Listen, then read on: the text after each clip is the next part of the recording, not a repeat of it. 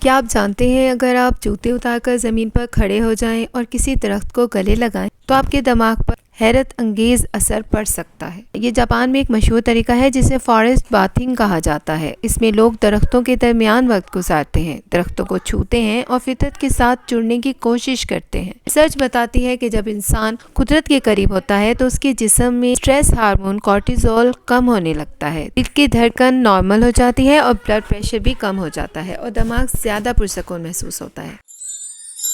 کچھ ماہرین اس کو گراؤنڈنگ یا ارتھنگ بھی کہتے ہیں، یعنی جب انسان ننگے پاؤں زمین کو چھوتا ہے تو جسم اور زمین کے درمیان ایک قدرتی رابطہ بنتا ہے جس سے ذہنی سکون اور توانائی کا احساس بڑھ سکتا ہے۔ اس لیے جاپان میں ڈاکٹر بھی لوگوں کو مشورہ دیتے ہیں کہ کبھی کبھی جنگل یا درختوں کے پاس وقت گزاریں، کیونکہ فطرت کے ساتھ چند منٹ آپ کے دماغ کو وہ سکون دے سکتے ہیں جو گھنٹوں موبائل یا شہر کی زندگی نہیں دے سکتی۔ شاید اسی لیے کہا جاتا ہے جب دماغ تھک جائے تو درختوں کے پاس چلے جاؤ۔